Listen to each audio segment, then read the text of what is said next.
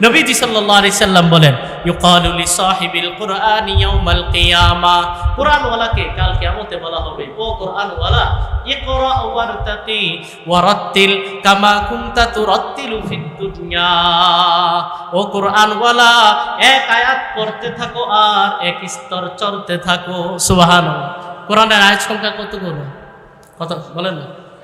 6600। এটা প্রসিদ্ধ, বিশুদ্ধ না। এটা কি কোরআনের আয়াত সংখ্যা সম্পর্কে এটা প্রসিদ্ধ, কিন্তু কিনা কোরআনের বিশুদ্ধ আয়াত সংখ্যা হলো 6236 আয়াত। কত? এটা হলো বিশুদ্ধ।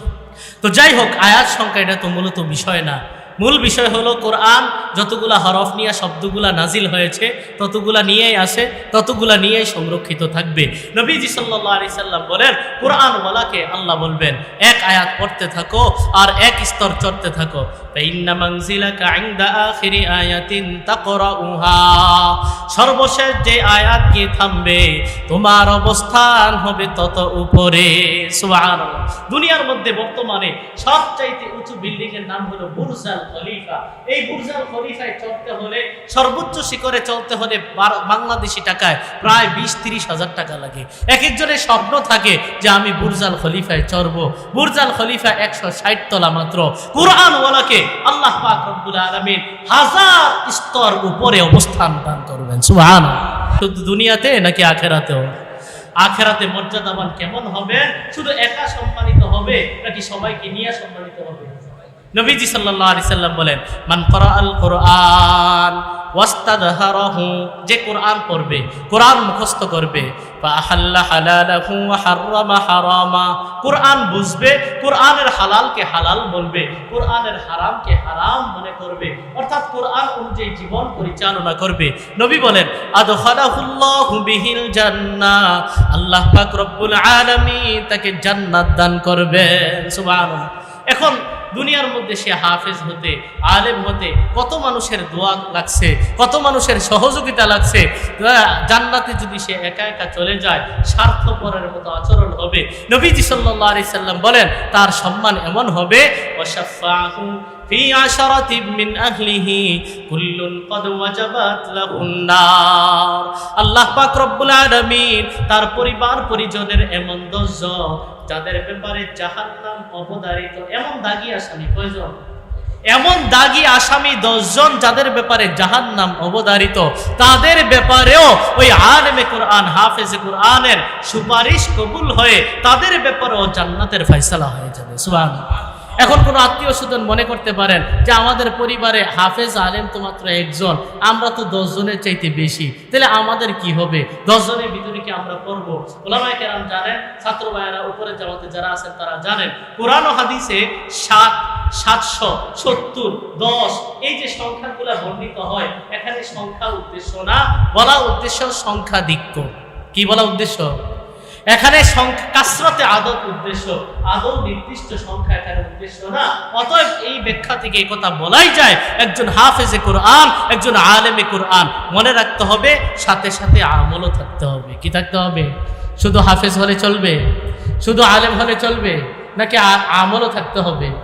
আমলও থাকতে হবে। এই জন্য নবী বলছেন, ফাআহাল্লা হালালাহু ওয়া হাররামা হারামাহু, হারামকে হারাম বলে, হালালকে হালাল বলে, তাহলে আল্লাহ পাক রব্বুল আলামিন তাকে এই সম্মানে ভূষিত করবেন। ওই ব্যাখ্যা অনুযায়ী বোঝা যায় 10 জন নয়, 100 জন নয়, তার সুপারিশের উসিলায় আল্লাহ হাজার হাজার মানুষকে জাহান্নাম থেকে মুক্তির ব্যবস্থা করে দিবেন। সুবহানাল্লাহ। কোরআন যে মুসলমানদের অন্যতম এক হাতিয়ার, এই কোরআন যে মুসলমানদের কত বড় সম্পদ, এই সম্পদ নিয়ে আজকে আমরা গর্ব করতে ভুলে গেছি। হিন্দুরা আমাদের মধ্যে এক কথা ঢুকাই দিচ্ছে। কি কথা? যে কথার কথা আমরা বলি, তুই এই কাজটা না করলে কি মহাভারত অশুদ্ধ হয়ে যাবে? বলি না? বলেন না? বলি কিনা? এই কথাটা বলার সময় একবার চিন্তা করি না। অনেক সময় আমরা এমন এমন অনেক কথা বলি যেগুলা হিন্দুয়ানি কালচার, হিন্দুয়ানি সংস্কৃতি থেকে মুসলমানদের সমাজে ঢুকেছে অবচেতনভাবে, বেখবরভাবে, বেমালুমভাবে আমরাও সেই শব্দগুলা বলতে থাকি। ঠিক না বলেন? তো এই কথাটার মানে কি? যে তুই এই কাজটা করলে, অস্বাভাবিক এই কাজটা করলে কি মহাভারত অশুদ্ধ হয়ে যায়? তার মানে কি? মহাভারত খুব বিশুদ্ধ কিতাব। মহাভারত হিন্দুদের এক বইয়ের নাম। কিসের নাম? হিন্দুদের এক বইয়ের নাম, তো তারা এটা ছড়ায় দিছে যে মহাভারত অশুদ্ধ হতে পারে না, তুই এই অস্বাভাবিক কাজটা করলেও মহাভারতকে অশুদ্ধ হয়ে যাবে। অথচ মহাভারতের বিশুদ্ধতার ব্যাপারে আজ পর্যন্ত কেউ চ্যালেঞ্জ দিতে পারে নাই, চ্যালেঞ্জ দেওয়ার সাহসও করবে না, ঠিক কিনা বলে? সেই কথাগুলো বলা দরকার ছিল, তুই এই কাজটা করলে কি কোরআন অশুদ্ধ হয়ে যাবে, এটা বলা দরকার ছিল। কথা বুঝেন না? তো আল্লাহ পাক রব্বুল আলামিন মুসলমানদেরকে যত নিয়ামত দান করেছেন, এর মধ্যে শ্রেষ্ঠতম অন্যতম একটা নিয়ামতের নাম হলো কোরআন। কি বলেন? নবীজি সাল্লাল্লাহু আলাইহি ওয়াসাল্লাম বলেন, কোরআনে কারীম সম্পর্কে, সময় যেহেতু সংক্ষিপ্ত, কোরআনে কারীম সম্পর্কে আমি মৌলিক কিছু কথা বলবো। যেহেতু আমরা কোরআনের ছাত্র, কোরআনের ধারক, কোরআনের বাহক, কোরআনকে নিয়ে যেহেতু আমরা আছি, আপনারা আছেন, এই জন্য কোরআন সম্পর্কে আমি কয়েকটা কথা বলবো। এক নাম্বার কথা, নবীজি সাল্লাল্লাহু আলাইহি সাল্লাম বলেন, মা মিনাল আম্বিয়াই মিন নাবিয়্যিন ইল্লা ক্বাদ উ'তিয়া মিনাল আয়াত মা আমানা আলা মিসলুহুল বাশার। নবীজি সাল্লাল্লাহু আলাইহি সাল্লাম বলেন যে প্রত্যেক নবীকে আল্লাহ পাক রব্বুল আলামিন যোগ চাহিদা হিসাবে এমন এমন মুজিজা দান করেছেন, যেই মুজিজা দেখলে ওই যুগের মানুষ ঈমান আনতে বাধ্য, একথা স্বীকার করতে বাধ্য, হ্যাঁ তিনি সাধারণ কোনো মানুষ নন, তিনি অবশ্যই আল্লাহর প্রেরিত নবী। সুবহানাল্লাহ। যেমন হযরতে মূসা আলাইহিস সালাতু ওয়াস সালামের সময় জাদু টোনার জয় জয়কার ছিল, সমাজে সবচাইতে বেশি অবস্থান, সবচাইতে সম্মান এবং মর্যাদার অধিকারী সেই হইতো জাদু টোনায় যার যত বেশি পারদর্শিতা ছিল। আল্লাহ পাক রব্বুল আলামিন হযরতে মূসা আলাইহিস সালামকে বলেন, ওয়ালকি মা ফি ইয়ামিনিকা তালকাফ মা সানাউ, মূসা আপনার হাতে যা আছে সেটা নিক্ষেপ করেন। তালকাফ মা সানাউ, এই জাদুকরের দল যা যা তৈরি করে আপনার হাতের লাঠি সব ধ্বংস করে ফেলবে। সুবহানাল্লাহ। এমন ভাবে আল্লাহ পাক রব্বুল আলামিন মুজিজার প্রদর্শন করলেন, বিস্তারিত বিবরণ আছে, সেদিকে যাব না। আল্লাহ বলেন, এই মুজিজা দেখে ফাউলকিয়াস সাহারাতু সাজিদিন, জাদুকরের দল সিজদায় লুটিয়ে পড়তে বাধ্য হয়। সুবহানাল্লাহ। এই তরজমা কেন করলাম ছাত্র ভাইরা? ফাউলকিয়া কোন সিগা বলেন তো? ওয়াহিদে মুজাক্কারে গায়ে মাজহুলের সিগা কি? তো এর ফাইল লাগবে না?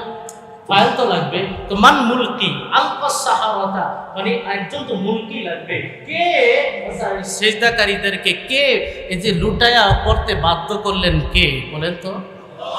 তো আল্লাহ পাক রব্বুল আলামিন ফাউলকিয়াস সাহারাতু সাজিদিন, এই সিজদা এই জাদুকরেরা মূসা আলাইহিস সালামের মুজিজা দেখে তারা মানতে বাধ্য হলো, না তিনি সাধারণ কোনো নবী না, সাধারণ কোনো মানুষ না, তিনি অবশ্যই আল্লাহর প্রেরিত নবী এবং রাসূল। সুবহানাল্লাহ। এই কথা মেনে তারা আল্লাহর প্রতি বিশ্বাস স্থাপন করে আল্লাহর কুদরতি কদমে সিজদায় লুটিয়ে পড়তে বাধ্য হয়। সুবহানাল্লাহ। হযরত ঈসা আলাইহিস সালামের সময় জয় জয়কার ছিল চিকিৎসা বিদ্যা। যে যত বেশি চিকিৎসা বিদ্যায় পারদর্শী ছিল, সমাজে তার বেশি অবস্থান ছিল। আল্লাহ পাক রব্বুল আলামিন হযরত ঈসা আলাইহিস সালামকে এমন মুজিজা দান করলেন, ঈসা আলাইহিস সালাম বলেন, ইন্নী উবরিউল আকমাহা ওয়াল আবরাসা ওয়া উহয়িল মাউতা বিইজনিল্লাহ।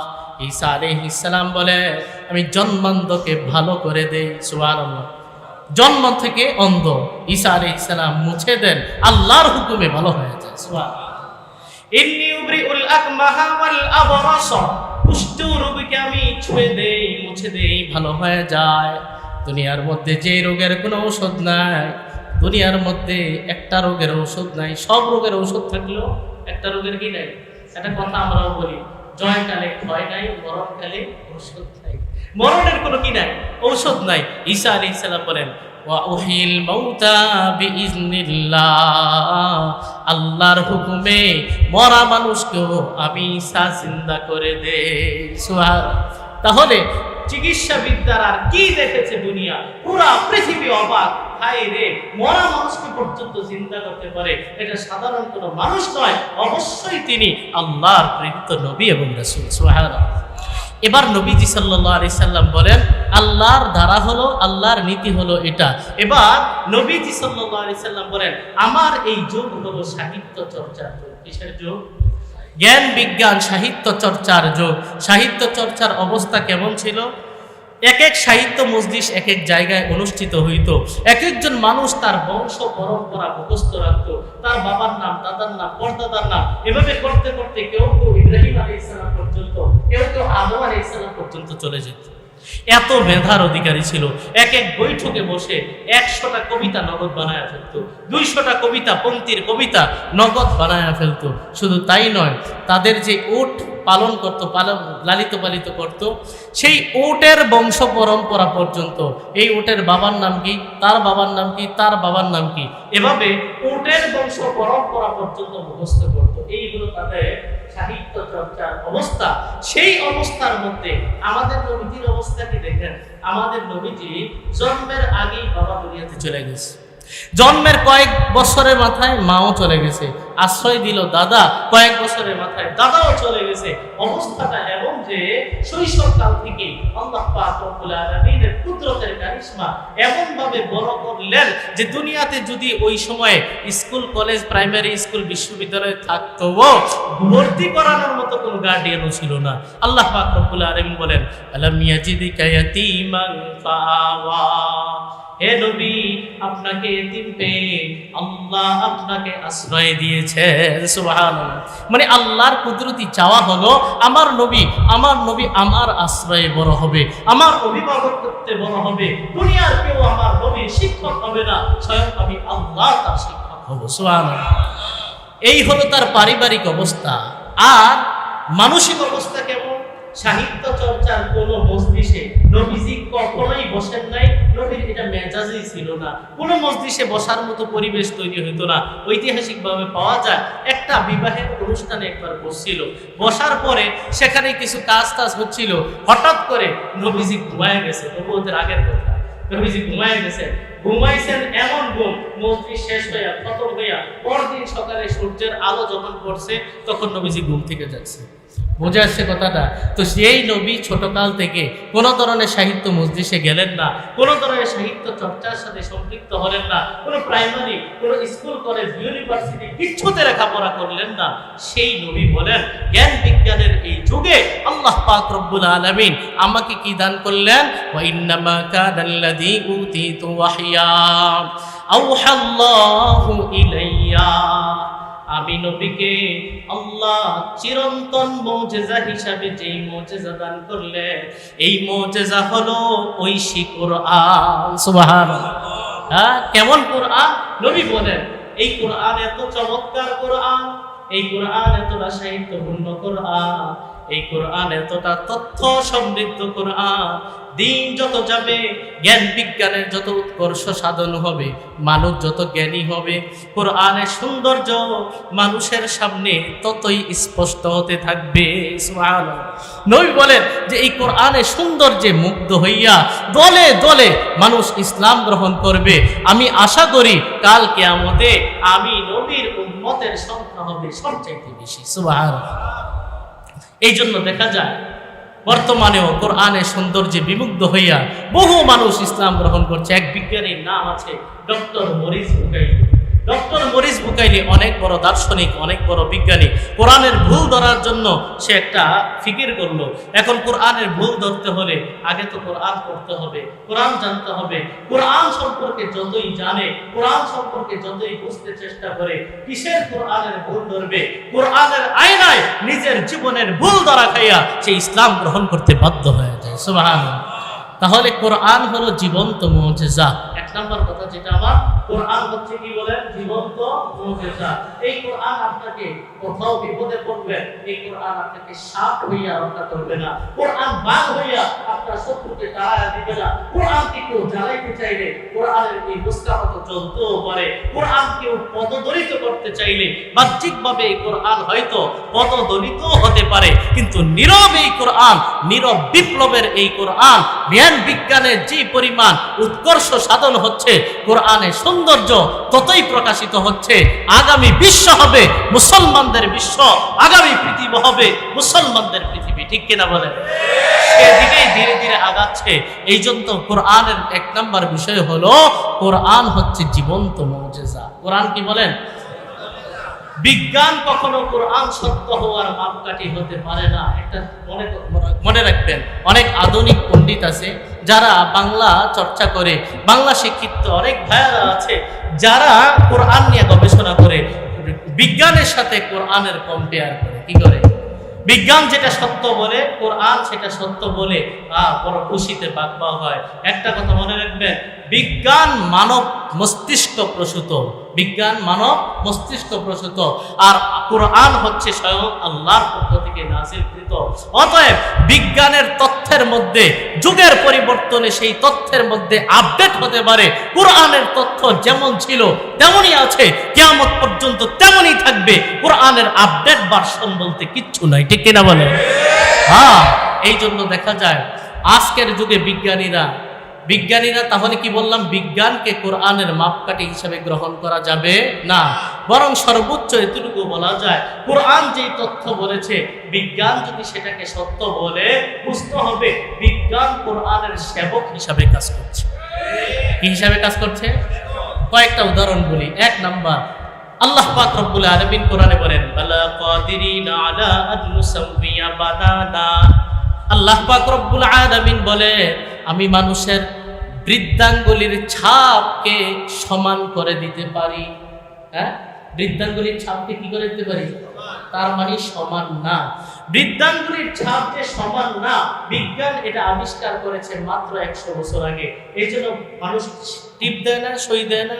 এই সই পৃথিবীতে 700 কোটি মানুষ থাকলে 700 কোটি মানুষের টিপ, 700 কোটি মানুষের সই 700 কোটি রকম। এই তথ্য বিজ্ঞান আবিষ্কার করেছে মাত্র 100 বছর আগে। কোরআন এই কথা বলে দিয়েছে 1400 বছর আগে। সুবহানাল্লাহ। একটা বিজ্ঞানী একটা বিষয় আবিষ্কার করেছে, এই যে আমরা দেখি তারকারাজি খসে যায়, তারকারাজি খসে গিয়ে কই পড়ে। বিজ্ঞান এটা আবিষ্কার করে দেখলো এই জায়গাটার নাম হলো ব্ল্যাক হোল। ব্ল্যাক হোল মানে বিশাল একটা অন্ধকার গর্ত। তো এই ব্ল্যাক হোলটা এত বড়, বিজ্ঞানের ভাষায় তারা বলে ব্ল্যাক হোলটা এত বড়, অনেক বড় মাঠের মধ্যে ছোট্ট একটা ক্রিকেট বল রেখে দিলে ক্রিকেট বলটাকে যত ছোট দেখা যায়, ওই ব্ল্যাক হোলের মধ্যে পুরা পৃথিবীটা রেখে দিলে এই পৃথিবীটাকে এত ছোট মনে হয়। সুবহানাল্লাহ। এত বিশাল ব্ল্যাক হোল। তো এই ব্ল্যাক হোল সম্পর্কে বিজ্ঞান আবিষ্কার করলো সবেমাত্র। আল্লাহ পাক রব্বুল আলামিন কোরআনে বলেন, ফালা উকসিমু বিমাওয়াকিইন নুজুম। আল্লাহ বলেন তারকারাজি পতিত হওয়ার স্থানের শপথ। সুবহানাল্লাহ। তারকারাজি পতিত হয় কোথায়? বিজ্ঞান বলে ব্ল্যাক হোলে। কোরআন সেই গর্তের কথা বলে দিয়েছে 1400 বছর আগে। সুবহানাল্লাহ। এরপরে আল্লাহ পাক রব্বুল আলামিন কোরআনে কারিমে কাফেরদের আমলের বিবরণ দিতে গিয়ে বলেন, সমুদ্রের কথা বলেন কি, বাহরিং লুজ্জিগি আও কাযুলুমাতিন তাশাহু মাউজুম মিন ফাওকিহি মাউজুম মিন ফাওকিহি সাহাব। আল্লাহ তাআলা বলেন কাফেরদের আমলনামা হলো এমন অন্ধকারের মতো যেটা সমুদ্রের ভিতরে থাকে, যার উপরে আছে ঢেউ, তার উপরে আবার আছে ঢেউ। এখন বিজ্ঞানীরা বলে কি ব্যাপার, আমরা বাহ্যত দৃষ্টিতে দেখি সমুদ্রের মধ্যে শুধু একটা ঢেউ, ঢেউয়ের উপরে আবার আরেক ঢেউ, সেই ঢেউয়ের আরেক অন্ধকার, সেটা কোত্থেকে আসলো? বিজ্ঞান আবিষ্কার করে দেখলো সমুদ্রের গভীরে এমন একটা এলাকা আছে, এমন একটা অঞ্চল আছে যেখানে গেলে মনে হবে সমুদ্রের উপরে যেমন বিশাল বিশাল ঢেউ হয়, ওই এলাকায় গেলে আবারও মনে হয় যে ওখানে আবার নতুন করে ঢেউয়ের সূচনা। সুবহানাল্লাহ। বিজ্ঞান যে বিষয় আবিষ্কার করলো আজকে 1400 বছর পরে, কোরআন সেটা আবিষ্কার, সেটা তথ্য দিয়েছে 1400 বছর পূর্বে। সুবহানাল্লাহ। এই জন্য মনে রাখবেন, বিজ্ঞানের কোন তথ্য যদি বলে কোরআনের এই তথ্য ভুল, মনে রাখবেন বিজ্ঞানের এই তথ্য শতভাগ ভুল, কোরআনের তথ্যই শতভাগ সঠিক। ঠিক কিনা বলেন? মনে রাখতে হবে। তাহলে 1 নম্বর কথা কোরআন সম্পর্কে, 1 নম্বর কথা হলো কোরআনে কারীম জীবন্ত মুজিজা। কোরআন সম্পর্কে 2 নম্বর কথা হলো এই কোরআনে কারীম আল্লাহর পক্ষ থেকে এক চ্যালেঞ্জকৃত কোরআন। এই কোরআনের চ্যালেঞ্জ নবীজির সময় যারা ছিল তারাও গ্রহণ করতে পারে নাই, আজ পর্যন্ত কেউ পারেনি, কিয়ামত পর্যন্ত কেউ পারবে না। সুবহানাল্লাহ। মক্কার কাফের বেঈমানেরা মুহাম্মদ সাল্লাল্লাহু আলাইহি সাল্লামের কাছে আয়েশা বলে, মুহাম্মদ কি চাও? মক্কার সবচাইতে ধনী ব্যক্তি হতে চাও? যাও, তোমাকে ধনী ব্যক্তি বানায় দিলাম, খুশি? মুহাম্মদ তুমি কি চাও? সবচাইতে সুন্দরী নারী চাও? আরবের সবচাইতে সুন্দরী নারী তোমাকে দিয়ে দিলাম, খুশি? মুহাম্মদ তুমি কি চাও? নেতৃত্বের আসন চাও? যাও তোমাকে গোটা আরবের নেতা বানায় দিলাম, খুশি। সব কিছুর জবাবে নবীজি সাল্লাল্লাহু আলাইহি সাল্লাম কোরআনের আয়াত শোনায় দেয়, কাফের বিবেনেরা সব দৌড়ায় পালায়। সুবহানাল্লাহ। আল্লাহ পাক রব্বুল আলামিন বলেন, এক নাম্বার চ্যালেঞ্জ, কুল লা ইন ইজতামাআতিল ইনসু ওয়াল জিন্নু আলা আন ইয়াতু বিমিসলি হাযাল কুরআন লা ইয়াতুনা বিমিসলিহি ওয়ালাউ কানা বা'দুহুম লিবা'দিন যাহিরা। আল্লাহ বলেন, নবী আপনি জানায় দেন, পুরা পৃথিবীর সকল মানব দানব একসাথে হয়ে, একত্রিত হয়ে, সম্মিলিতভাবে যদি প্রচেষ্টা চালায়, আমি কোরআন আপনার উপরে যা নাজিল করেছি এই কোরআনের অনুরূপ কোরআন তারা বানাইতে পারবে না। সুবহানাল্লাহ। মক্কার কাফের বিবেনার হতবাক আব্দুল্লাহর বেটা মোহাম্মদ বলে কি, এতিম এই বাচ্চাটা যে কোনোদিন সাহিত্যের মজলিসে গেল না, কোনো স্কুল কলেজে ভর্তি হইল না, সে বলে কি, সে নাকি এমন সাহিত্যপূর্ণ কিতাব আমাদের সামনে পেশ করলো, এটার মতো অনুরূপ সূরা, এটার অনুরূপ গদ্য নাকি আমরা বানাইতে পারবো না। কি বলে? অনেক চেষ্টা করেছে, কারো হিম্মত হয় নাই, কারো সাহস হয় নাই। সুবহানাল্লাহ। এবার আল্লাহ পাক রব্বুল আলামিন আরেকটু হালকা করে দিয়েছে। সূরা হুদের 13 নম্বর আয়াতে আল্লাহ বলেন, আমি ইয়াকুলুনা ইফতারা। নবী তারা কি বলে মুহাম্মদ এই কোরআন নিজে বানাইছে? কুল ফাতু বিআশরি সুওয়ারিন মুফতারিয়াত ওয়াদউ মান ইসতাতা'তুম মিন দুনিল্লাহি ইন কুনতুম সাদিকিন। নবী আপনি বলেন যে যদি তোমরা মনে করো মুহাম্মদ এই কোরআন বানাইছে, তাহলে তাদেরকে বলো পুরা কোরআন বানানো লাগবে না, কোরআনে যে সূরাগুলো আছে এই সূরার অনুরূপ 10টা মাত্র সূরা তোমরা বানায় নিয়ে আসো। কয়টা সূরা? চ্যালেঞ্জ আরেকটু হালকা হয়ে গেল না?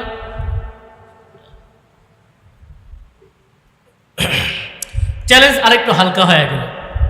মক্কার কাফেরেরা এবার একটু নেড়ে চেড়ে বসলো, যারা এইবার তো চ্যালেঞ্জ গ্রহণ করা লাগে, নতুবা আমাদের মান ইজ্জত থাকে না, এবার চ্যালেঞ্জ গ্রহণ করাই লাগে। কিন্তু এবারও মক্কার কাফের বেঈমানেরা কারোই সাহস হয় না 10টা সূরা কিভাবে বানাবে। এবার আল্লাহ পাক রব্বুল আলামিন চূড়ান্ত চ্যালেঞ্জ ঘোষণা করে কোরআনে কারীমের সূরা বাকারার 23 নম্বর আয়াতে ঘোষণা করেন, ওয়া ইন কুনতুম ফি রাইবিম মিম্মা নাযালনা আলা আবদিনা ফাতু বিসূরাতিন মিন মিসলিহি। আল্লাহ বলেন, যদি আমার বান্দা মুহাম্মদের উপরে যে কোরআন আমি অবতীর্ণ করেছি এই কোরআনের ব্যাপারে তোমরা সন্দিহান থাকো, তাহলে পুরা কোরআন বানানো লাগবে না, 10টা সূরাও বানানো লাগবে না, এই কোরআনের ছোট্ট একটা সূরার মতো সূরা তোমরা বানায় নিয়ে আসো। সুবহানাল্লাহ। এবার আল্লাহ পাক পরের আয়াতে বলেন, ফা ইল্লাম তাফআলু, যদি তোমরা না পারো, ওয়ালান তাফআলু, আল্লাহ বলেন কোশ্চিন কালে পারবেও না। ব্র্যাকেটের কথা এটা বুঝে আছে, জুমলায় মুতারেজার মতো, ছাত্র ভাইরা বুঝবে, জুমলায় মুতারেজার মতো। আল্লাহ বলেন ওয়ালান তাফআলু, কোশ্চিন কালে পারবেও না। ফা ইল্লাম তাফআলু, যদি তোমরা না পারো, ওয়ালান তাফআলু, কোশ্চিন কালে পারবেও না। ফাত্তাকুন নারাল্লাতী ওয়াকুদুহান নাসু ওয়াল হিজারা, জাহান্নামকে ভয় করো, যেই জাহান্নামের ইন্ধন হবে মানুষ এবং পাথর। সেই জাহান্নামকে ভয় করে কোরআনের সত্যতা মেনে কোরআনের সামনে আত্মসমর্পণ করে নাও। আল্লাহর এই চ্যালেঞ্জ ধাপে ধাপে কয়েকটা চ্যালেঞ্জ। মক্কার কাফের বেঈমানেরা এত বড় সাহিত্যিক, এত বড় অলংকারবিদ, এত বড় বড় অবস্থানের কবি এক একজন, কিন্তু কেউ এই চ্যালেঞ্জ গ্রহণ করার সাহস করে নাই। কোরআনের এই চ্যালেঞ্জ 1400 বছর আগে ছিল, আজও আছে, কিয়ামত পর্যন্ত থাকবে। 1400 বছর আগের সেই সাহিত্যিকেরা এই চ্যালেঞ্জ গ্রহণ করতে পারে নাই, আজও পারবে না, পারে নাই, আজও পারে না, কিয়ামত পর্যন্ত কারো হিম্মত আর সাহসে হবে না। ঠিক কিনা বলে? এই জন্য 2 নাম্বার কথা হলো কোরআনে কারীম এক চ্যালেঞ্জিং কিতাব, এর সাথে চ্যালেঞ্জ দেওয়া, এর সাথে টক্কর দেওয়ার মতো হিম্মত দুনিয়ার কারোই নাই। এই জন্য কোরআনকে বলা হয় মুজিজা। মুজিজাতুন মানে অক্ষমকারী। মুজিজা মানে কি? অক্ষমকারী, যার নজির দুনিয়ার কেউ আনতে পারবে না, দৃষ্টান্ত দুনিয়ার কেউ পেশ করতে পারবে না, সেটাই মুজিজা। কোরআনে কারীম সম্পর্কে 3 নাম্বার কথা, এই কোরআন সম্মানিত। কোরআনের সাথে যার সম্পর্ক হয় তারও সম্মান বাড়িয়ে দেন কে? আল্লাহ। কোরআন সম্মানিত, কোরআনের সাথে যার সম্পর্ক হয় তার নাম বাড়িয়ে দেন কে? কয়েকটা দৃষ্টান্ত পেশ করি। বিগত কয়েকদিন পূর্বে রমজান মাস আমাদের থেকে বিদায় নিয়ে গেল। রমজান মাসের এত বরকত, এত রহমত, এত এত ফজিলতের কথা বলা হয়। রমজান মাস গুরুত্বপূর্ণ হওয়ার পিছনে, রমজান মাস ফজিলতপূর্ণ হওয়ার পিছনে যতগুলা কারণ আছে, এর মধ্যে অন্যতম কারণ হলো রমজান মাস কোরআন নাযিলের মাস। সুবহানাল্লাহ। আল্লাহ পাক রব্বুল আলামিন বলেন, শাহরু রমাদানাল্লাযী উনজিলা ফীহিল কুরআন। আল্লাহ রমজান মাসের পরিচয় করায় দিলেন কেমনে? যে রমজান মাস হলো সেই মহিমান্বিত মাস যেই মাসে কোরআন নাজিল করা হয়। সুবহানাল্লাহ। এবার যেই রাতে কোরআন নাজিল হয় সেই রাতের দাম কি সবাই জানেন, লাইলাতুল কদর। লাইলাতুল কদর নামে আল্লাহ একটা স্বতন্ত্র সূরা নাজিল করেছেন। আল্লাহ বলেন, লাইলাতুল কদরি খায়রুম মিন আলফি শাহর। লাইলাতুল কদরের দাম আল্লাহর কাছে 1000 মাসের চাইতেও বেশি। সুবহানাল্লাহ। তাহলে এই রাতের মর্যাদা কেন হলো? কোরআনের কারণে। দোকানের ছোট্ট একটা কাপড়, সামান্য দামের একটা কাপড় কোরআনের সাথে যখন লাগে, গিলাফ যখন নাম ধারণ করে, মুসলমান যদি হয়ে থাকে, ঈমানের ছিটাফোঁটা যদি হয়ে থাকে, এই গিলাফে পা দেওয়ার সাহস কারো আছে? ছোট্ট এই কম দামি কাপড়ের দাম কেন বাড়লো? কোরআনের কারণে। সামান্য দোকানের একটা কাঠ, এই কাঠ দিয়ে যখন রেহাল বানায়, মুসলমান যদি হয়ে থাকে, ইমানের ছিটাফোঁটা নূর যদি ভিতরে থাকে, এই রেহালে পা দেওয়ার ইচ্ছাকৃতভাবে সৎ সাহস, দুঃসাহস কারো আছে? এই রেহাল বা এই কাঠের দাম বাড়লো কেন? কোরআনের কারণে। এবার বুঝে থাকলে বলুন তো, কোরআনের সম্পর্ক যদি কোনো মানুষের সাথে হয়, সেই মানুষের দাম কমবে না বাড়বে? নবীজি সাল্লাল্লাহু আলাইহি সাল্লাম বলেন, যদি এই কোরআনকে কোন চামড়ার ভিতরে ঢুকানো হয়, কিসের ভিতরে? যদি এই কোরআনকে কোন চামড়ার ভিতরে ঢুকানো হয়, সুম্মা উলকিয়া ফিন্নারি মাহতারাকা, এরপরে যদি সেই চামড়াকে আগুনে ফেলা হয়, এই আগুন সেই চামড়াকে পোড়াইতে পারবে না। সুবহানাল্লাহ। তাহলে চামড়া মানে হলো মানুষ। চামড়া কি বলেন? মানুষ। তো যেই মানুষটা এই কোরআন ধারণ করবে, কোরআনকে আপনাইবে, কোরআন অনুযায়ী জীবন গড়বে, কোরআনের সাথে সম্পর্ক করবে, তার মর্যাদা দুনিয়া ও আখিরাতে বাড়িয়ে দিবেন কে? এটা হলো ব্যক্তি পর্যায়ে। কোনো জাতি, কোনো দেশ যদি কোরআন ধারণ করে, তাদের মর্যাদাও বাড়বে না করবে? আল্লাহ পাক রব্বুল আলামিন বলেন, ইন্নাল্লাহা ইয়ারফাউ বিহাযাল কিতাবি আকওয়ামা। নিশ্চয়ই আল্লাহ পাক রব্বুল আলামিন এই কোরআনের কারণে বহু জাতির মর্যাদাকে সমুন্নত করেছে। সুবহানাল্লাহ। সাহাবায়ে কেরামের জামাত, তাদের পূর্বের ইতিহাস পড়লে মানুষের কাতারে তাদেরকে বলার মতো অবস্থা নাই। ওই যে আবু তাহের মেজবা সাহেব লিখেছেন, আকারে ইনসান প্রকারে শয়তান, এই তো ছিল তোমাদের পহচান। ঠিক না? হ্যাঁ, বাহ্যিকভাবে মানুষ ছিল, কিন্তু মানুষের কাতারে তারা ছিল না। কোরআনের ছোঁয়ায় এমন দামি তারা হলেন, নবীদের পরে সবচাইতে মর্যাদাবান কাফেলা হচ্ছে সাহাবায়ে কেরামের কাফেলা। সুবহানাল্লাহ। তাহলে এই মানুষগুলার মর্যাদা কেন বাড়লো? কোরআনের কারণে। আল্লাহ বলেন, ওয়ায়াদউ বিহি আখারিন। যেই জাতি কোরআন নামক এই নিয়ামত পাওয়ার পর, কোরআন নামক এত বড় দৌলত পাওয়ার পর, এই কোরআনকে যারা গ্রহণ করবে না, ইতিহাসের আস্থা করে তাদেরকে আল্লাহ নিক্ষেপ করবে। নাউজুবিল্লাহ বলেন। এই জন্য কোরআন ধারণ করলে দুনিয়াতেও মর্যাদা লাভ হবে, আখিরাতেও মর্যাদা লাভ হবে। কোরআন হামেল হবে যে, কোরআনের দ্বারক বাহক যে হবে, দুনিয়াতেও তার মর্যাদা, আখিরাতেও তার মর্যাদা। বরং এই মর্যাদা বস্তুত প্রকৃত পক্ষে মূলত প্রকাশিত হবে আখিরাতে। ঠিক কিনা বলেন? নবীজি সাল্লাল্লাহু আলাইহি সাল্লাম বলেন, ইউকালু লিসাহিবিল কুরআনি ইয়াউমাল কিয়ামা। কোরআনওয়ালাকে কাল কিয়ামতে বলা হবে, ও কোরআনওয়ালা, ইকরা ওয়ারতাকি ওয়ারাত্তিল কামা কুনতা তুরাত্তিলু ফিদ দুনিয়া। ও কোরআনওয়ালা, এক আয়াত পড়তে থাকো আর এক স্তর চড়তে থাকো। সুবহানাল্লাহ। কোরআনের আয়াত সংখ্যা কতগুলো? কত বলেন না? 6600। এটা প্রসিদ্ধ, বিশুদ্ধ না। এটা কি? কোরআনের আয়াত সংখ্যা সম্পর্কে এটা প্রসিদ্ধ, কিন্তু কিনা কোরআনের বিশুদ্ধ আয়াত সংখ্যা হলো 6236 আয়াত। কত? এটা হলো বিশুদ্ধ। তো যাই হোক, আয়াত সংখ্যা এটা তো মূলত বিষয় না। মূল বিষয় হলো কোরআন যতগুলা হরফ নিয়ে শব্দগুলা নাজিল হয়েছে ততগুলা নিয়েই আসে, ততগুলা নিয়েই সংরক্ষিত থাকবে। নবীজি সাল্লাল্লাহু আলাইহি সাল্লাম বলেন, কোরআনওয়ালাকে আল্লাহ বলবেন এক আয়াত পড়তে থাকো আর এক স্তর চড়তে থাকো। ফাইন্না মানজিলাকা ইনদা আখিরি আয়াতিন তাকরাউহা, সর্বশেষ যে আয়াত গিয়ে থামবে তোমার অবস্থান হবে তত উপরে। সুবহানাল্লাহ। দুনিয়ার মধ্যে বর্তমানে সবচাইতে উঁচু বিল্ডিং এর নাম হলো বুর্জ আল খলিফা। এই বুর্জ আল খলিফায় চড়তে হলে, সর্বোচ্চ শিখরে চলতে হলে বাংলাদেশি টাকায় প্রায় 20-30 হাজার টাকা লাগে। এক একজনের স্বপ্ন থাকে যে আমি বুর্জ আল খলিফায় চড়বো। বুর্জ আল খলিফা 160 তলা মাত্র। কোরআনওয়ালাকে আল্লাহ পাক রব্বুল আলামিন 1000 স্তর উপরে অবস্থান দান করবেন। সুবহানাল্লাহ। শুধু দুনিয়াতে নাকি আখেরাতেও? আখেরাতে মর্যাদাবান কেমন হবে? শুধু একা সম্মানিত হবে নাকি সবাইকে নিয়ে সম্মানিত হবে? নবীজি সাল্লাল্লাহু আলাইহি সাল্লাম বলেন, মান ক্বারাআল কুরআন ওয়াস্তাদহারাহু, যে কোরআন পড়বে, কোরআন মুখস্থ করবে, ফাআহাল্লা হালালাহু ওয়া হাররামা হারামা, কোরআন বুঝবে, কোরআনের হালালকে হালাল বলবে, কোরআনের হারামকে হারাম মনে করবে, অর্থাৎ কোরআন অনুযায়ী জীবন পরিচালনা করবে।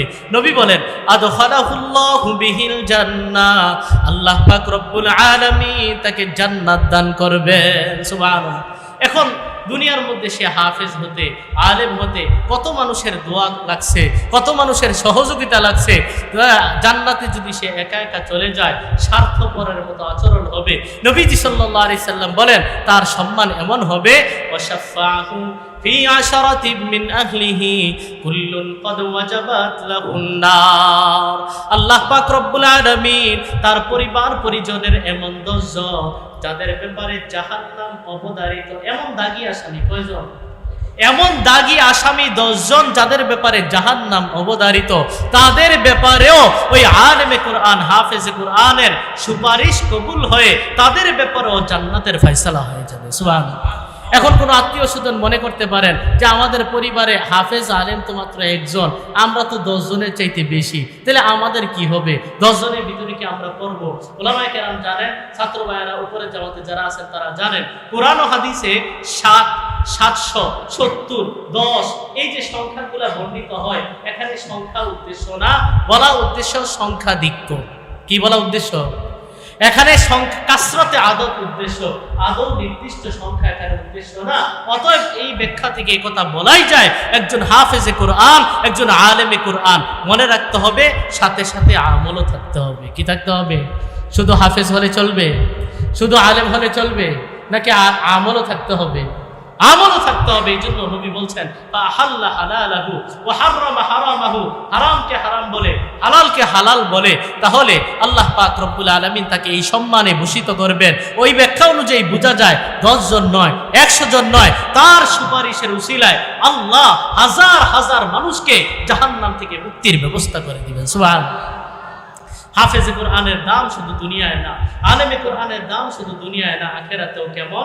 আল্লাহ নবী বলেন, মান ক্বারাআল কুরআন ওয়া আমিলা বিমা ফি উলবিসা ওয়ালিদাহু তাজান ইয়াউমাল কিয়ামাহ, যে ব্যক্তি কোরআন পড়বে, কোরআন অনুযায়ী জীবনকে পরিচালনা করবে, তার পিতামাতাকে আল্লাহ পাক রব্বুল আলামিন এমন সম্মানের মুকুট পরায় দিবে, এই সম্মানের মুকুটের দীপ্তি আলো হবে এত বেশি, দাউহু আহসানু মিন দাউইশ শামসি লাউ কানাত ফি বুয়ুতিদ দুনিয়া, 13 লক্ষ মাইল দূর থেকে সূর্যটা আলো দিয়া পুরা পৃথিবী আলোকিত করে দেয়। এই সূর্যটা আকাশের পরিবর্তে যদি তোমার ছোট্ট ঘরে উদিত হয়, যেই পরিমাণ আলো হবে, ওই পিতা মাতার মাথার সম্মানের যে মুকুট, এই মুকুটের দীপ্তি, এই মুকুটের তেজস্ক্রিয়তা, এই মুকুটের আলো এর চাইতে লক্ষ কোটি গুণ বেশি হবে। সুবহানাল্লাহ। এই জন্য অনেক সময় মনে হয় কোরআনের ধারক বাহক আমরা যারা, অনেক সময় মন ছোট হয়ে যায়, সমাজে আমার দাম কম, সমাজে আমার বেতন কম, মসজিদে আমার বেতন 7,000 টাকা, আর তারপরে কমিটি এমন এমন পাঠ লয় 70,000 টাকা দামের ধমকি দেয়। ঠিক কিনা বলেন? অনেক কুলাঙ্গার আছে, অনেক কোরআনের যারা মর্ম বুঝে না, আলেমের দাম যারা বুঝে না, যা তা আচরণ করে, এমন আছে না নাই? মন ভাঙার কিছু নাই। মনে রাখবেন, নবীজি সাল্লাল্লাহু আলাইহি সাল্লাম বলেছেন, খায়রুকুম মান তাআল্লামাল কুরআনা ওয়া আল্লামা, তোমাদের মধ্যে সর্বোত্তম সে যে কোরআন শিখে, কোরআন শিখায়। স্বীকৃতি কার? নবীজির। কার বলেন? স্বীকৃতিকার নবীজির দরবার থেকে স্বীকৃতি এসেছে। অতএব এই যে আবু তাহের মিশ্রা সাহেবের সেই কথা বলতেই হয়, সিলসিলা যুক্ত সাথে আল্লাহ রাসূলুল্লাহ কোন সরকার গরিবী শিকার বলো কি দরকার। অতএব বুঝতে হবে, কোন নেতা স্বীকৃতি দিলেও, কোন চেয়ারম্যান স্বীকৃতি না দিল, কোন মেম্বার স্বীকৃতি না দিল, কোন এমপি স্বীকৃতি না দিল, কোন মন্ত্রী স্বীকৃতি না দিল, কোন রাষ্ট্রপ্রধান স্বীকৃতি না দিল, মুহাম্মদুর রাসূলুল্লাহ সাল্লাল্লাহু আলাইহি সাল্লামের স্বীকৃতি অনুযায়ী কুরআন ওয়ালারাই দুনিয়াতেও দামি, আখিরাতেও দামি। ঠিক কিনা বলেন? বাস এটাই মনে রাখতে হবে, দিল বড় রাখতে হবে। একটা গল্প শোনাই, আসলে আজকে নুসুস ভিত্তিক আলোচনা করব না, একটা গল্প শোনাই। আশরাফ আলী থানভী রহমতুল্লাহ আলাইহি ছোট্ট একটা গল্প বলছেন। তিনি বলেন, দিল্লির একজন বাচ্চা, ছোট্ট একটা বাচ্চা কবির দরবারে যায় প্রত্যেক দিন। কবির দরবারে গিয়ে কবিতা শিখে। কবি এক একদিন কবিতা শিখায় বলে, যাও আজকে তোমাকে 50,000 টাকা দামের কবিতা শিখায় দিলাম। ছেলে খুশিতে বাগ বাগ। আরেকদিন বলে, যাও আজকে তোমাকে 1 লক্ষ রুপিয়া কবিতা শিখায় দিলাম। ছেলে খুশিতে বাগ বাগ। এবার হঠাৎ করে মা একদিন বলে, বাবা তোর বাবা তো কতদিন আগে ইন্তেকাল করলো, সংসারে কোনো হাল ধরো না, বেকার হয়ে ঘুরো ফিরো, সংসারের কিছু একটা তো করো। ছেলে বড় রাগ হলো, মা কি বলো, প্রত্যেকদিন আমি 50,000 টাকা দামের কবিতা শিখি, 1 লাখ রুপিয়ার কবিতা শিখি, তুমি বলো আমি নাকি বেকার ঘুরি ফিরি। বলে যে তোর ওই কবিতা আমার লাগবে না, বাজারে যা, ঘরে আলু নাই, 2 টাকার আলু কিনা নিয়ে আয়। বাজারে গেছে, আলু ব্যাপারীর কাছে বলে, ও ভাই আলু দেন, টাকা দাও।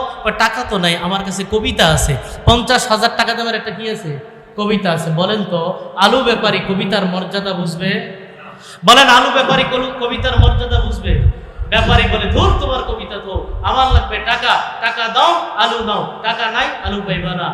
বাচ্চা বড় ওস্তাদের উপরে, গুরুর উপরে এমন মন খারাপ হলো, হায় রে এতদিন কি মিথ্যা স্বপ্ন আমাকে দেখাইলো, কি অলিক স্বপ্ন আমাকে দেখাইলো, আজকে তো আমি 2 টাকার আলু কিনতে পারলাম না এই কবিতা দিয়া।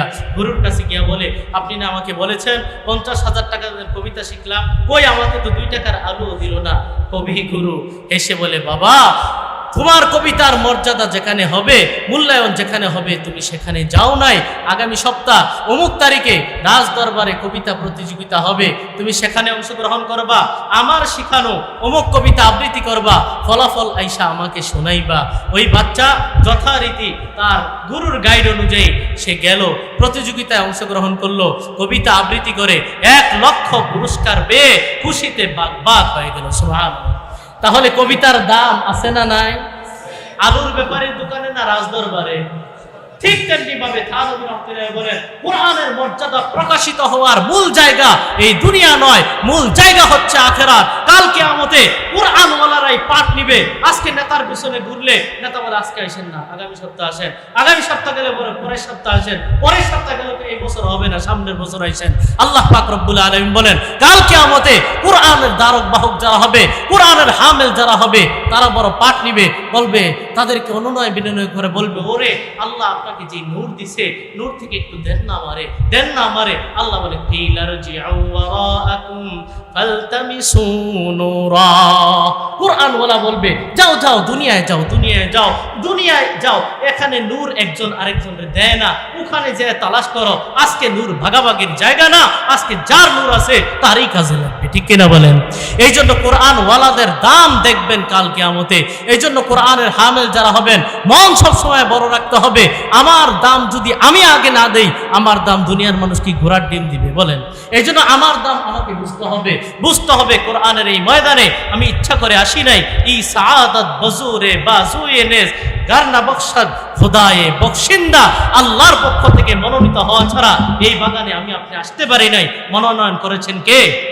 আল্লাহ পাক রব্বুল আলামিন বলেন, সুম্মা আওরাসনাল কিতাবাল্লাযীনা ইসতাফাইনা মিন ইবাদিনা। আল্লাহ পাক বলেন, আমি আমার বান্দাদের মধ্যে যাদেরকে বাছাই করি, আসমানি কিতাবের উত্তরাধিকারী তাদেরকেই বানাই। সুবহানাল্লাহ। তাহলে বোঝা গেল কোরআনের ধারক বাহক যারা হবে তাদেরকে মূলত তারা আসে নাই, তাদেরকে বাছাই করেছেন কে? আল্লাহ। নবীজি সাল্লাল্লাহু আলাইহি সাল্লাম বলেন, ইয়াহমিলু হাযাল ইলমা মিন কুল্লি খলাফিন উদুলু। এই ইলম, আসমানি এই ইলম, এটা যে সে বহন করতে পারে না, যে সে অর্জন করতে পারে না, প্রত্যেক প্রজন্ম থেকে আল্লাহওয়ালা বুজুর্গ আল্লাহর পছন্দের বান্দারাই এই ইলমের ধারক বাহক হয়। সুবহানাল্লাহ। নবীজি সাল্লাল্লাহু আলাইহি সাল্লাম বলেন, ইন্না লিন্নাসি আহলিন, ইন্না লিল্লাহি আহলিনা মিনান নাস। নবী বলেন, দুনিয়ার মধ্যে মানুষের অনেক দল থাকে, কেউ করে বিএনপি, কেউ করে আওয়ামী লীগ, কেউ করে জামাত ইসলাম, কেউ করে জাতীয় পার্টি। দুনিয়ার মধ্যে হাজারো দল আছে না নাই?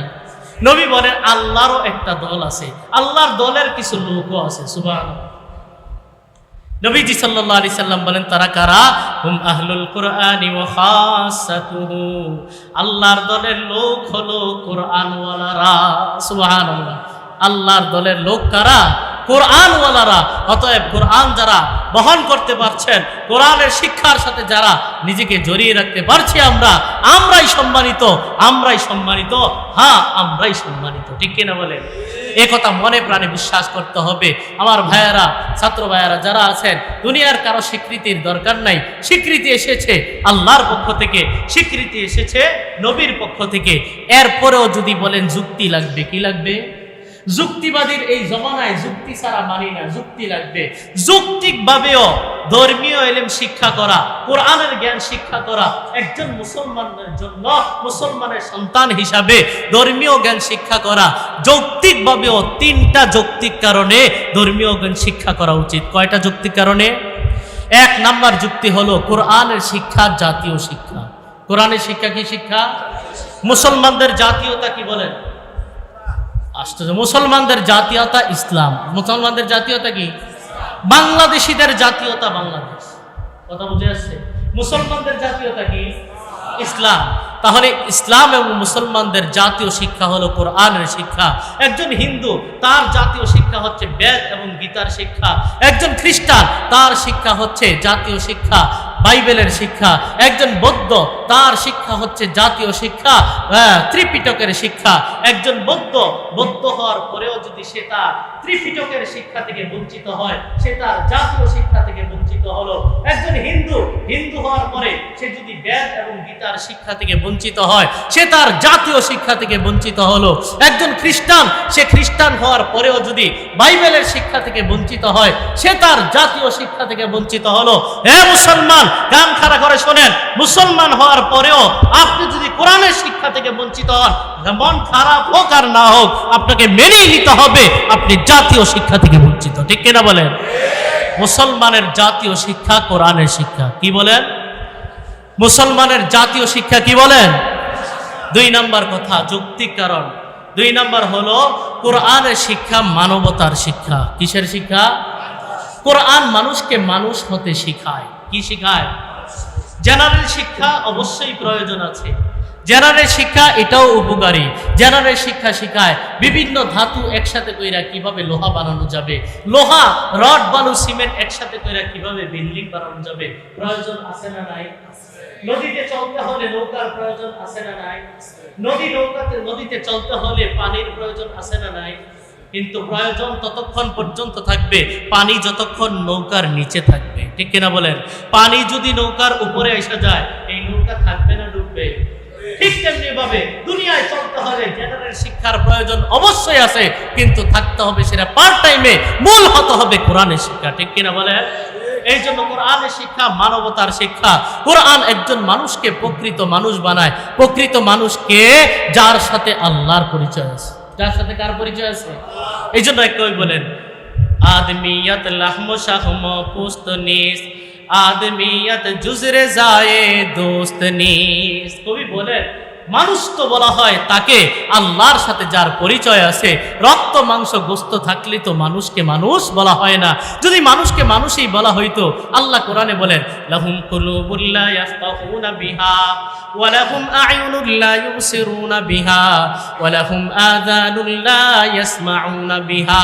আল্লাহ বলেন তাদের অন্তর আছে, অন্তর দিয়া সত্যকে অনুধাবন করে না। তাদের চোখ আছে, চোখ দিয়া সত্যকে দেখে না। আরে তাদের কান আছে, এই কান দিয়া সত্যের কথা উপলব্ধি করে না, সত্যের কথা শুনতে চায় না। আল্লাহ বলেন দেখতে শুনতে তারা মানুষ হলেও উলাইকা কাল আনআম, তারা চতুষ্পদ জন্তুর মতো, বালহুম আদল, বরং তার চাইতেও নিকৃষ্ট। ঠিক কিনা বলেন? তাহলে বোঝা গেল রক্ত মাংস গোস্ত আর চেহারা থাকলেই মানুষকে মানুষ বলে না। গর্ব সুরত আদমি ইনসাবুদে আহমদ বু জাহাল হাম একসাবুদে। চেহারা থাকলেই মানুষকে যদি মানুষ বলা হয়তো মুহাম্মদ সাল্লাল্লাহু আলাইহি সাল্লামকে যেমন মানুষ বলি আবু জাহেলকেও মানুষ বলা লাগতো। কিন্তু বলেন তো আল্লাহর দৃষ্টিভঙ্গিতে শরীয়তের ক্যাটাগরিতে দাঁড় করাইয়া আবু জাহেলকে মানুষের কাতারে দাঁড় করানো যাবে?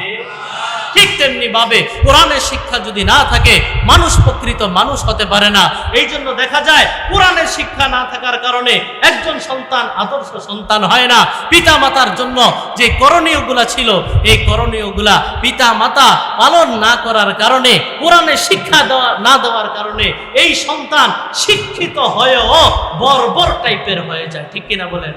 আজকে বৃদ্ধাশ্রমগুলোতে খোঁজ নিয়ে দেখেন পিতা মাতা যারা আছে, বৃদ্ধ মানুষ যারা আছে, শতকরা 90% না 99% উচ্চ শিক্ষিত পরিবারের পিতা মাতা।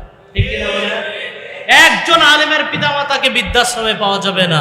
অতএব বোঝা গেল কোরআনের শিক্ষা মানুষকে মানুষ বানায়। এই জন্য 2 নাম্বার যৌক্তিক কথা হলো কোরআনের শিক্ষা মানবতার শিক্ষা। কোরআনের শিক্ষা কি শিক্ষা? কোরআনের শিক্ষা 3 নাম্বার যুক্তি প্রয়োজন কেন? কোরআনের শিক্ষা মূল স্রোতধারার শিক্ষা।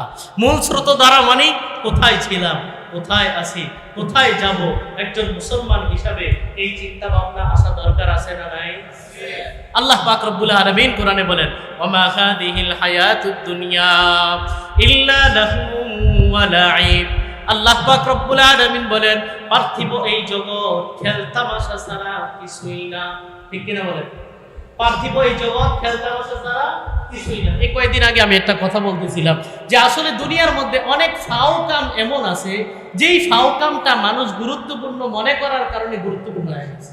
আসলে জিনিসটা কি? ফাও। আসলে জিনিসটা কি? কথার কথা ফুটবল খেলা কি জিনিসটা বলেন তো? গোল একটা বল, এটার মধ্যে একজনের লাগতে এই তো কাজ। আর কোনো কাজ আছে বলেন? ফুটবল খেলাটা যখন আবিষ্কার হয় নাই, এর আগে যখন গোল একটা জিনিসের মধ্যে লাগতে হতো, বলেন এটা কি ফুটবল খেলা হয়নি? তো এই ফুটবল খেলাটা এত অর্থবহ হয়ে গেল, একজন ফুটবল খেলোয়াড়ের বর্তমান পৃথিবীতে আমার মনে হয় যত পেশাদারি আছে সবচাইতে বেশি বেতন হলো ফুটবলারের। কাজটা কি? ফাও কাজ। কাজটা কি? গোল একটা জিনিসে লাত্তি মারা, হয়তো একটু সিস্টেম মতো লাত্তি মারবে। ক্রিকেট খেলা মানে কি? গোল একটা জিনিসের মধ্যে একটা কাঠ দিয়ে বাড়ি দিবেই না, তো সিস্টেম মতো বাড়িটা দিতে হবে। এই তো ক্রিকেট খেলা। একটু চিন্তা করবেন। কিন্তু এটা হয়ে গেছে গুরুত্বপূর্ণ কেন? বিশাল স্টেডিয়াম, বিশাল আলোকসজ্জা, বিশাল খেলোয়াড়, বিশাল বেতন। ও হো, কত গুরুত্বপূর্ণ। ওয়াহ ওয়াহ। আসলে কি বলেন না? আসলে কি? 2 দিন আগে একজনে খবরে আসে এভারেস্ট জয় করছে। কি জয় করছে বলেন? পাহাড়ের উপরে উঠছে, জীবন বাজি রেখে উঠতে গিয়ে কতজন যে মারা গেছে। তো ওইটা কইছেটা কি? ওঠার কারণে জাতির কি ফায়দা হয়েছে, দুনিয়ার কি ফায়দা হয়েছে, দিনের কি ফায়দা হয়েছে? কোনো ফায়দা হয়েছে? এই জন্য একটা গল্প শোনাই। বাদশাহ হারুন রশিদের দরবারে এক লোক আসছে। আজকের আলোচনা কেমন জানি গল্প কেন্দ্রিক হয়ে যাচ্ছে, ভিন্ন টাইপের আলোচনা। তো বাদশাহ হারুন রশিদের দরবারে একজন আসে। আসার পরে বেলকি দেখাইতেছে। বেলকি কি? বেলকি অনেক দূর থেকে এভাবে নিক্ষেপ করে একটা সুই ওই দূরে নিয়ে এটাকে এভাবে বসাই দিছে। বেলকি তার বসাই দিছে। সুইয়ের ভিতরে ছিদ্র আছে না পিছন দিয়া? সুইয়ের ছোট্ট ছিদ্র দিয়া সুতা ঢুকাইতে গেলে কি পরিমাণ কষ্ট হয়। সামনে আইনা ঢুকাইতে গেলে তাও একবার এদিকে যায় একবার সেদিকে যায়, কি পরিমাণ কষ্ট। ওই বেলকিবাজি এমন অভিজ্ঞতা অর্জন করেছে, দূর থেকে সুতা নিক্ষেপ কইরা ওই সুইয়ের ছিদ্র দিয়ে ঢুকাই ফেলছে। সুবহানাল্লাহ, এত মানে বিশাল কাজ। এটা কি চারটিখানি কথা? বলেন চারটিখানি কথা? এত বড় নিপুণতার কাজ, এত নৈপুণ্য দেখা সবাই তো হতবাক। আল্লাহ রে, এত বড় নৈপুণ্য কিভাবে দেখাই? বাদশাহ হারুন রশিদ বলে তাকে 100 দিনার পুরস্কার দিয়ে দাও, 100টা জুতার বাড়ি মেরে দাও। 100 দিনার পুরস্কার আর 100টা কি? 100 দিনার পুরস্কার কেন? কারণ বেচারা বহুত কষ্ট কইরা এই অভিজ্ঞতা অর্জন করছে, এই জন্য তার 100 দিনার পুরস্কার ওই জামানা হিসাবে অনেক বড় পুরস্কার। 100টা জুতার বাড়ি কেন? এই বিশাল সময় ব্যয় কইরা এই কাজ রপ্ত করতে কমপক্ষে 10, 15, 20 বছর তার সময় লাগছে। এই কাজ রপ্ত করতে গিয়া এত দামি দামি সময়গুলো যে নষ্ট করলো, এই নষ্টের কারণে তার কপালে 100টা জুতার বাড়ি। তাহলে দুনিয়ার এমন বহুত কাজ আছে যেটা মূলত ফাও কাজ, কিন্তু মানুষের মেন্টালিটি, চিন্তা চেতনা এমনভাবে পরিবর্তন করে দেওয়া হয়েছে, মানুষ অবচেতনভাবে সেটাকে দামি মনে করতে শুরু করেছে। ঠিক কিনা বলেন? বড় আশ্চর্য লাগে, ছাত্র ভাইয়েরাও ক্রিকেট খেলার পাগল।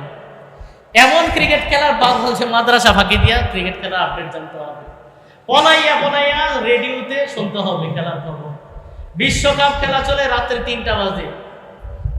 গত বছর মনে হয় না কোন বছর, এর আগের বছর তারাবির দিন 8টা বাজে খেলা আর রাত্রে 2টা বাজে খেলা। যেদিন 8টা বাজে খেলা সেদিন তারাবির মুসল্লি নাই। কি দেখে? লাইতালাতি, গোল জিনিসের মধ্যে লাইতালাতি। কি দেখে? গুরুত্বপূর্ণ হইলো কেন? টাকা পয়সার ছড়াছড়ি। ঠিক কিনা বলেন? তাহলে বলছি, কোরআনের শিক্ষা আপনার এই চোখ কান খুলে দিয়ে বলবে, কোরআনের শিক্ষা মূল স্রোতধারার শিক্ষা। কোরআনের শিক্ষা হলো আখিরাতমুখী শিক্ষা।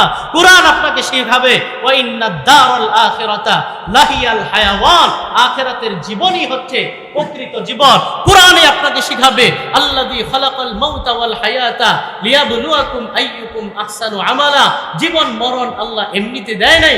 আফা হাসিবতুম আন্নামা খালাকনাকুম আবাসা ওয়া আন্নাকুম ইলাইনা লা তুরজাউন। আল্লাহ বলেন, তোমরা কি ভেবেছো ফাও তোমাদেরকে বানাইছি, অনর্থক তোমাদেরকে বানাইছি? কোনো লক্ষ্য নাই, কোনো টার্গেট নাই। লক্ষ্যহীন টার্গেটহীন কাজ, ফাও কাজ আমি করি না। অবশ্যই একটা লক্ষ্যে তোমাদেরকে বানাইছি। লক্ষ্য কি? আখিরাত। একজন মুসলমানের চূড়ান্ত লক্ষ্য হবে আখিরাত। এই জন্য নবীজি সাল্লাল্লাহু আলাইহি সাল্লাম সাহাবীকে বলেন, ও সাহাবী, কুন ফিদ দুনিয়া কান্নাকা গরীব আও আবিরু সাবিল। দুনিয়াতে এমন ভাবে বসবাস করো যেন তুমি একজন মুসাফির, যেন তুমি একজন পথিক। একজন মুসাফির যেভাবে জীবন যাপন করে, সে হোটেলে উঠলে হোটেলে একটা মিস্ত্রিফ নেয়, একটা আলমারি নেয়, একটা সুকেস নেয় নাকি? একদিনের জন্য হোটেল ভাড়া নিলে, কক্সবাজারে গেলে সে একটা মিস্ত্রিফ, একটা আলমারি, একটা সুকেস, একটা খাট সব নিয়ে ওঠে নাকি? বলে নবী বলেন, তুমি একজন মুসাফিরের মতো জীবন যাপন করো, তুমি একজন পথিকের মতো জীবন যাপন করো। পথিকের একটু বিশ্রামের দরকার, এক জায়গায় কোনো রকম বিশ্রাম করো। ওয়াউদ্দা নাফসাকা মিন আহলিল কুবুর, যেই অবস্থায় থাকো না কেন তুমি নিজেকে মনে করো একজন কবরবাসীর মতো। বাকি একটা কথা স্পষ্ট করে দেই, সেটা হলো এই হাদিস দ্বারা তো বোঝা যায় দুনিয়ার মধ্যে কোনো কিচ্ছু করা লাগবে না। কারণ অনেক হুজুরদের তো ফ্ল্যাট আছে, সুন্দর বাড়িঘর আছে, বাসা বাড়ি আছে। বয়ান তো আমরাই করি, আবার বাসা বাড়ি সেটা কি? হযরতে হাসান বসরি রহমতুল্লাহ আলাইহি একবার তিনি শাহী পোশাকে বের হচ্ছেন, ঘোড়ার উপর সওয়ার হয়ে। মুরিদ একটা ধরছে, হুজুর আপনি না বয়ান করলেন আর দুনিয়া সিজনুল মুমিন ওয়া জান্নাতুল কাফির। দুনিয়া হলো মুমিনের জন্য কারাগার আর কাফেরের জন্য কি? জান্নাত। তাহলে আপনি এত শাহী হালাতে চলেন, আর অবস্থা তো বুঝলাম না, আপনার বয়ানের সাথে আমলের কি নাই? মিল নাই। তিনি বললেন, বাবা তুমি বয়ানের অর্থই বুঝো নাই। কি অর্থ? বয়ানের অর্থ হলো আল্লাহ পাক রব্বুল আলামিন একজন ঈমানদারের জন্য জান্নাতে যেই পরিমাণ নাজ নিয়ামত রেখে দিয়েছে, সেই তুলনায় দুনিয়ায় যত সুখেই থাকুক না কেন সে কোথায় আছে? কারাগারে আছে। কোথায় আছে? কারাগারে আছে। আবার একজন কাফের জাহান্নামের যে কঠিন শাস্তি, সেই তুলনায় দুনিয়ায় যত আরামে থাকুক না কেন সে কোথায় আছে? বলেন কোথায় আছে? জাহান্নামে আছে। ঠিক তেমনি ভাবে আলহামদুলিল্লাহ